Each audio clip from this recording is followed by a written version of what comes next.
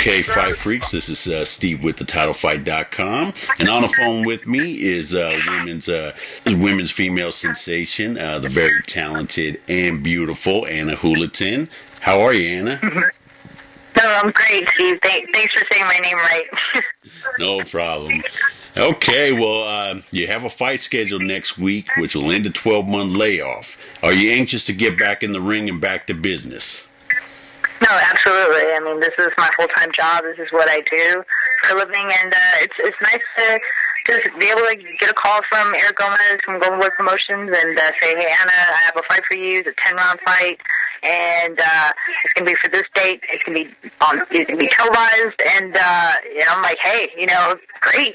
So I got right to work right away, and you have less than a week to go. I'm ready to put it down. So.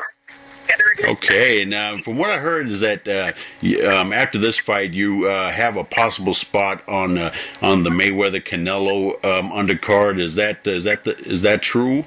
I don't know. As far as I'm concerned, it's just a rumor.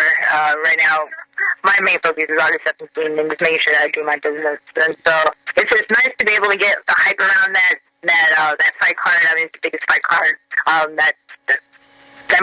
It's breaking records right now. I mean, it was sold out in less than 24 hours. So just to have my name tagged along with something like that, it's just been. I think it's just great. It puts my name out there, it puts women's boxing out there, and whether it happens or not, I'll deal with it. And after August 17th. Okay, but in the meantime, you just got to get over that hump, get over this layoff, and get back to business. Absolutely. Okay. Now, when we spoke with you back in February, we discussed the state of women's boxing.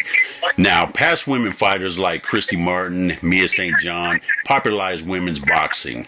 Now that they've rolled off into the sunset, do you feel that you and other women fighters like Clarissa Shields need to carry that torch and bring women's boxing back into the mainstream like it was in the late 90s? Oh, I mean, absolutely. And boxing is a full-fledged business. You not only have to, make sure that you're prepared for a fight, but you also have to, always get your name out there, always lobbying for positions to get the stage in the fights that you need to have. I mean, just to be able to, say, pass the torch down and be able to carry it on, I feel like, that's something that you do in any other business. So, me along with a lot of other female fighters, you have to always constantly just work. You got to work. It's a full-time sport. It's a full-time job. So if you're just only focusing about fighting, guess what? That's only, like a fifth of the total equation. You can either be a part-time fighter or a full-time fighter. In this case, I'm a full-time fighter, so you got to go out there and work, and that's what I've been doing. Even though I haven't been in the ring for like 8 months, I've still been active in the sport, just always trying to lobby my position and being able to talk to the right people, which is why that we are able to have rumors of a female fight possibly going on the Mayweather Canelo fight. So, it's all work. Yeah, absolutely. If that can happen, that would definitely be a step in the right direction, as it's not something we have seen in quite a while. So that would be very good. Okay. Yeah, absolutely. Yeah, absolutely. All right. Now, early on in your career, you trained with the great Freddie Roach. How much have you benefited from training with Roach and that great stable of fighters that he has? I'd say it's a lifetime experience, just being able to just be at the gym all day from the time it opens to closing time, and just being able to see how everything just orchestrates together, how the chemistry flows within the ring. And I feel like, with my early stages of me being professional and just having that type of experience, I'm able to, just pick up what works for me and figure out what doesn't. And, I have a lot of time to explore in terms of, like, what suits best for me as a fighter. So, again, I can't take any of it away. I can't take any of it back because now I'm able to, like, go into a gym of, like, the Floyd Mayweather and actually get to watch him do his training and just constantly learn about the sport. And for any boxing historian, they can already say, boxing has changed, from the time that first started to about 20 years ago, 10 years ago to now. So, you just got to keep growing. Yeah, absolutely. So how was the atmosphere in the Wildcard Training there? A lot of celebrities coming in and out right there in the heart of Hollywood. What was that like? It's interesting. For those who don't know about me, I have a martial arts background, so it's always about. Well, I've been taught to always give respect and how to, always. It's just always be in a respectful position. Versus in boxing, it's a little different where you have to earn your respect. You have to fight for it. So I feel like being able to train out Wildcard and just being able to deal with the different personalities, whether you're a professional world champion, a pound-for-pound fighter, to someone like a Russell Crowe, who's just going, or an NBA player like Kobe Bryant, walking in the gym. You have to be able to, let people know who you are, and you always have to gain your respect. Boxing, just like in any other business, it's a competitive sport, so you always got to be on your game at all times. And that's how I saw Wildcard. And I feel like, it's like that in a lot of different gyms. It's a hurting game, and you got to earn your keeps, and you just got to keep working hard. Yeah, absolutely. A lot of competition out there. A lot of people trying to make their name. All right. Now, Filipino boxing is getting bigger every day. Manny Pacquiao kind of paved the way for other Filipino boxers to come up. How do you feel about being part of that ever-growing tradition of Filipino boxers? Honored.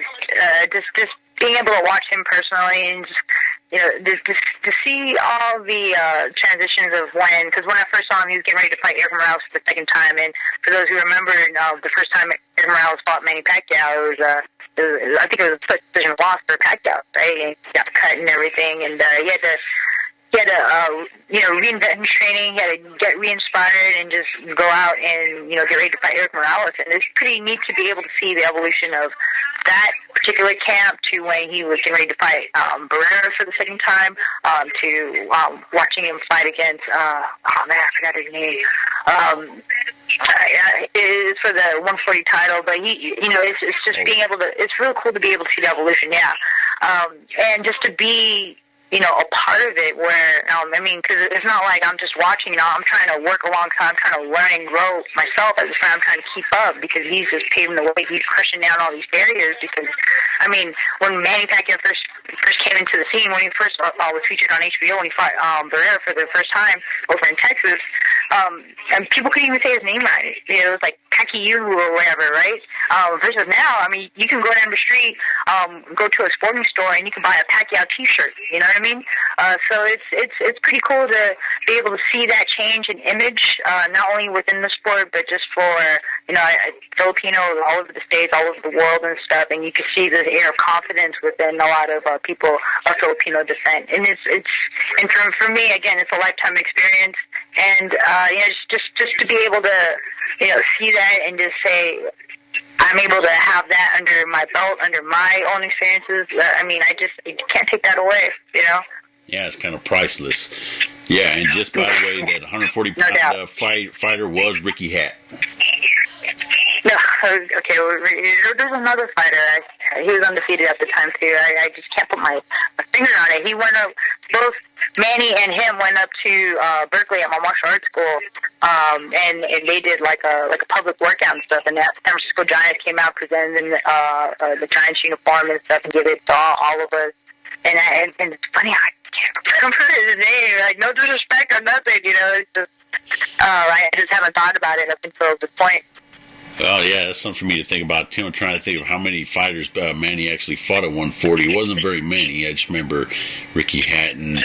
It wasn't. I think David Diaz. I think, yeah. For a lightweight champion, the one that he knocked flat on his face in the 12th. It could have been the 12th or the 8th.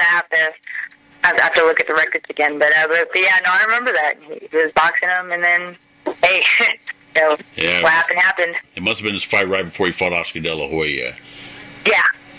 That was that's when he won the lightweight champion, the 135 championship. Oh, okay, that was off. Manny's fought in so many weight divisions, it's kind of hard to keep up with him. It's kind of hard to be on point right at that. Yeah. Yeah. Now, when we talked to you the last time, my colleague Brandon asked you about your all-time favorite fighters. However, who is your favorite fighter to watch today? Who is that fighter that that you go out of your way, to tune in for each and every time that they're scheduled to fight? And it's hard because I feel like boxing's hot right now. You have a there's a lot of great divisions out there. Obviously, whenever Manny's going to fight, I want to watch him. When Floyd Mayweather's going to fight, I want to watch him. I mean, I got to go out and see Floyd Mayweather at his camp and watch him do his training, watch him do sparring and stuff like that, and actually watch him fight live while seeing his training. And it's just amazing. It's a piece of artwork. For me to answer that, I have a list of fighters that are just on my mind. Everyone who steps into the ring brings something different to the table, and I feel like that's respected. So I would have to give you a list. Yeah, I know it's kind of tough too. I got a whole list of fighters I enjoy watching too, because sports is so full of superstars, many divisions, many champions, many contenders. Yeah. So, yeah, it's kind of tough. Of course, it's a lot bigger than what my list was. Probably about a decade ago when when I used to watch Roy Jones fight all the time. Okay, Anna. Well, basically that's all the questions that I have today. We tried not to keep it too long for you. We wish you the best of luck this Saturday, and hopefully we see you get back to business, get back on track, and bring women's boxing back into the mainstream. Oh, I appreciate it. I appreciate the time. Okay, Anna. Well, you take care.